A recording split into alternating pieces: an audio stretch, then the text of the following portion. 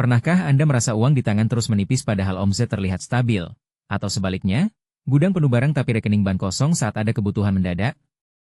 Ini adalah dilema klasik yang menghantui hampir setiap pelaku usaha dan individu di tengah ketidakpastian ekonomi saat ini. Kita sering terjebak dalam pertanyaan sederhana namun mematikan, apakah lebih baik memegang uang tunai, menumpuk stok barang sebagai aset, atau mengamankan dana dalam tabungan jangka panjang? Jawabannya tidak pernah tunggal karena alokasi keuangan yang sehat bukanlah tentang memilih satu pemenang, melainkan tentang memahami proporsi dinamis yang menyesuaikan dengan ritme ketidakpastian itu sendiri. Di akhir video ini kamu akan tahu langkah konkret untuk cash, stok barang, atau tabungan. Cara bagi uang saat harga hidup tidak pasti. Bayangkan sebuah diagram lingkaran yang terbagi menjadi 3 bagian tidak sama besar, di mana porsi masing-masing slice bisa membesar atau mengecil tergantung pada sinyal pasar dan kondisi internal bisnis Anda, bukan berdasarkan keinginan emosional semata. Masalah utama yang sering terjadi adalah kita menganggap ketiga elemen ini sebagai entitas yang terpisah dan statis, padahal dalam realitas operasional harian, mereka saling memakan ruang likuiditas. Kesalahan paling fatal yang saya lihat berulang kali adalah ketika pengusaha muda melihat harga bahan baku naik sedikit lalu panik membeli stok dalam jumlah masif untuk mengunci harga, tanpa menghitung biaya penyimpanan dan risiko penurunan nilai pasar. Mari kita bedah skenario nyata yang sering terjadi di lapangan. Seorang pemilik toko perlengkapan bangunan memutuskan memborong semen dan cat sebanyak 2 kali lipat dari biasanya karena mendengar isu kelangkaan pasokan bulan depan. Secara teori ini terlihat cerdas sebagai strategi lindung nilai. Namun 2 minggu kemudian ternyata isu tersebut hanya rumor sesaat dan distributor justru melakukan obral besar-besaran untuk menghabiskan stok lama. Akibatnya, modal kerja yang seharusnya berputar untuk membayar gaji karyawan dan tagihan listrik ini terkubur di gudang dalam bentuk barang yang nilainya sedang anjlok. Lebih parah lagi, ketika ada pelanggan setia yang ingin memesan proyek baru dengan pembayaran termin, ia terpaksa menolak karena tidak memiliki uang tunai untuk talangan operasional, semata-mata karena uangnya sudah berubah menjadi tumpukan kalengket yang sulit dicairkan cepat.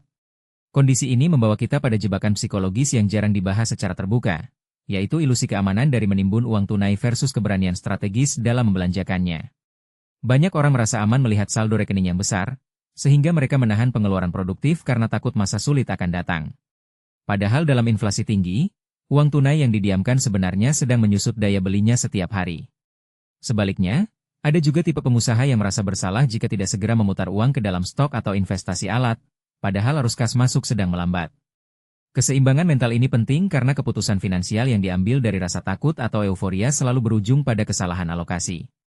Uang tunai bukan sekadar angka di bank, melainkan oksigen yang memungkinkan Anda bernapas saat transisi. Sementara stok adalah otot yang menghasilkan tenaga, dan tabungan adalah tulang punggung yang menjaga postur tetap tegak saat badai menerpa. Untuk keluar dari kebuntuan ini, kita memerlukan kerangka kerja presentasi yang fleksibel namun terukur, khususnya bagi Anda yang memiliki pendapatan tidak tetap atau berada di industri yang fluktuatif. Sebagai aturan dasar di masa ketidakpastian tinggi, mulailah dengan rasio 40% untuk uang tunai operasional, 30% untuk stok barang yang memiliki perputaran cepat, dan 30% untuk tabungan darurat atau instrumen likuid rendah risiko. Angka 40% tunai ini bukan untuk didiamkan, melainkan dialokasikan khusus untuk menutupi biaya tetap selama minimal 2-3 bulan ke depan tanpa bergantung pada penjualan baru. Porsi 30% stok harus dibatasi ketat hanya pada barang yang terbukti laku dalam 90 hari terakhir, hindari spekulasi pada produk musiman kecuali Anda memiliki data historis yang sangat kuat. Sisa 30% untuk tabungan berfungsi sebagai penyangga psikologis dan finansial, memastikan bahwa ketika kesempatan emas muncul di masa krisis, Anda masih memiliki amunisi untuk mengambilnya tanpa harus menjual aset rugi. Namun rumus persentase ini hanyalah titik awal. Penerapannya menuntut disiplin evaluasi mingguan yang konkret agar tidak menjadi teori usang. Setiap akhir pekan, luangkan waktu 60 menit untuk melakukan audit likuiditas mini dengan langkah-langkah spesifik. Pertama, cek umur piutang dan utang dagang. Jika piutang macet meningkat lebih dari 10% dari minggu lalu, segera kurangi pembelian stok baru minggu depan dan alihkan fokus pada penagihan agresif. Kedua, hitung rasio stok mati terhadap total inventaris. Jika angkanya menyentuh 15%, lakukan promosi bundling atau likuidasi parsial sebelum barang tersebut benar-benar kehilangan nilai. Ketiga, proyeksikan arus kas masuk dan keluar untuk 14 hari ke depan berdasarkan pesanan pasti, bukan harapan, lalu sesuaikan alokasi tunai harian agar tidak terjadi defisit mendadak. Keempat, tinjau kembali relevansi target tabungan darurat. Jika kondisi pasar memburuk drastis, naikkan porsi tabungan sementara waktu dengan memangkas belanja modal yang tidak esensial. Kelima, dokumentasikan setiap penyimpangan dari rencana awal beserta alasannya, karena catatan inilah yang akan melatih intuisi bisnis Anda menjadi lebih tajam dari waktu ke waktu. Dalam menjalankan checklist mingguan ini, Anda pasti akan menghadapi resistensi dan kesalahan, maka penting untuk mengenali tanda bahaya sejak dini. Risiko terbesar dari sistem ini adalah overkoreksi.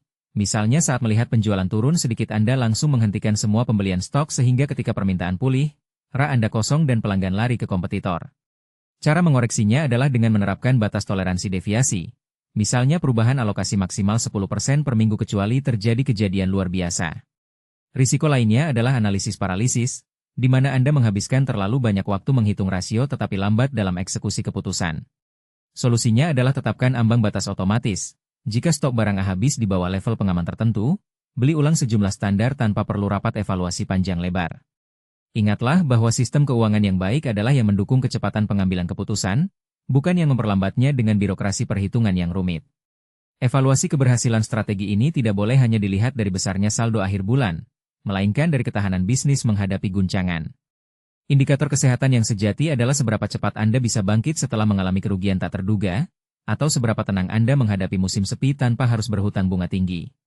Jika setelah 3 bulan menerapkan framework ini Anda masih merasa cemas berlebihan setiap kali ada tagihan, berarti porsi tunai operasional Anda kurang memadai atau struktur biaya tetap Anda terlalu gemuk.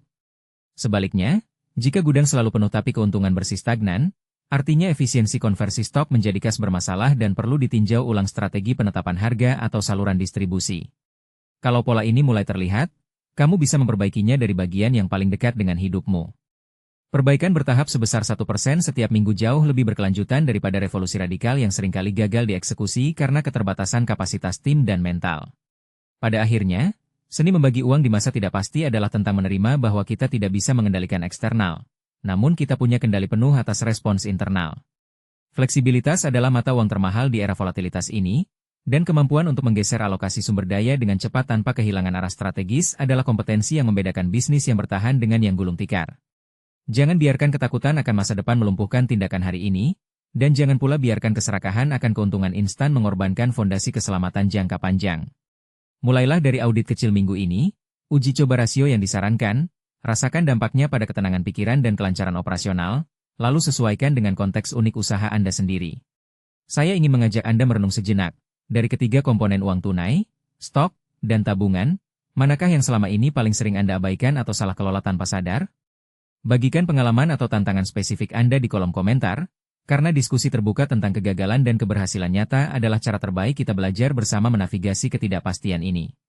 Langkah pertama menuju kestabilan finansial bukan dimulai dari modal raksasa, melainkan dari kejelasan pikiran dan keberanian untuk mengevaluasi diri secara jujur hari ini juga. Kalau video ini ngebantu, subscribe sekarang, tekan like, tulis pendapatmu di kolom komentar, dan share ke temanmu biar makin banyak yang terbantu.